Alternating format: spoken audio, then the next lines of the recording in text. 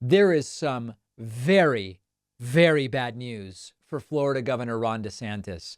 His approval is collapsing as the anti-woke movement is in a free fall in the United States. So let's back it up. I already told you that anti-woke may be a very silly approach to the 2024 presidential campaign. And we are seeing loss after loss after loss for the anti-woke movement. In the last 10 days on the program, I told you a judge has blocked the Florida ban on gender affirming care for trans youth. Says, not going to stand. Tennessee's anti-drag bill has been blocked. Gay marriage is as popular as ever in the United States. Utah's book ban backfired and led to the Bible being banned in some schools and the Book of Mormon under consideration for a ban. And now we learn that Ron DeSantis' approval rating has collapsed. As Newsweek reports, Florida Governor Ron DeSantis has seen his approval rating fall dramatically 2 weeks after announcing his 2024 presidential bid. According to online polling company Civix's dynamic approval rating graph, DeSantis currently has a net approval rating of negative 19. That means 55% disapprove, 36 approve. That's minus 19. The data shows DeSantis has a major unfavorable rating from those 18 to 34, women, African Americans, and importantly, the Hispanic Latino population of Florida.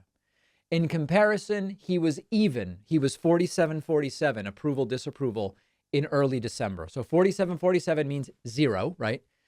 55-36 means minus 19. This is potentially very bad for DeSantis. Not only would it be great to see DeSantis humiliated in 2024 from the perspective of the presidential race, and much of that is bigger than DeSantis, and it has to do with factors outside his control. It would be delightful to see this feeble attempt at becoming the Republican nominee be so damaging to his reputation and to his political career that it precludes him from a viable shot in 2028. And what I mean by that is the following. If DeSantis becomes so unpopular by virtue of the anti-woke insanity, battling Disney, don't say gay, all of this different stuff, it may lead to a damaged DeSantis who can't even plausibly justify a run in 2028. Up until 2 weeks ago, when DeSantis announced in that abortive Twitter Spaces event, there were people saying he may be better off waiting for 2028. Don't damage yourself now. Don't put at risk 2028. Just wait. 2028, Trump will be out of the way. Then you run. He'll still be, I think, 48 at the time. But it would just be great to see him destroy his own chances by virtue of this absurd anti-woke campaign.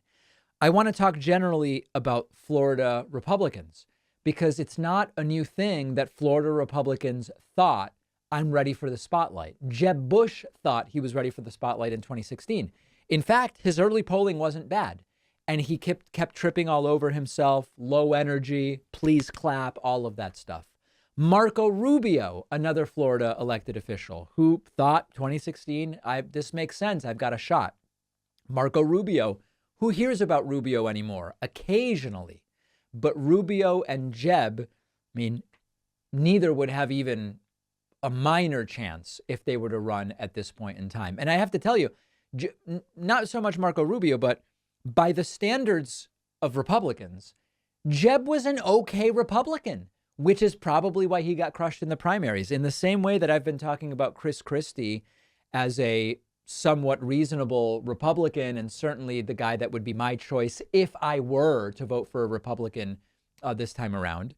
Jeb was a mildly reasonable guy, certainly mild-mannered, and it was not what the Republican Party was primed for in 2016. So is DeSantis destroying his political career? Maybe. Is DeSantis at risk of destroying his own shot in 2028? Too early to say, but it would truly be a delight to see that happen. We are going to be hearing from you coming up on the program. This weekend, a number of streams. I do want to let people know the live streams are going to ramp up again. So many 2024 candidates are regularly scheduling events now, and we are going to be covering a number of them. So make sure you're subscribed on YouTube, make sure you're subscribed on Twitch and all of the other places. And so many things will be happening over the next few months that it'll make your head spin. Let's put it that way. We'll take a very quick break, and the Friday show continues right after this.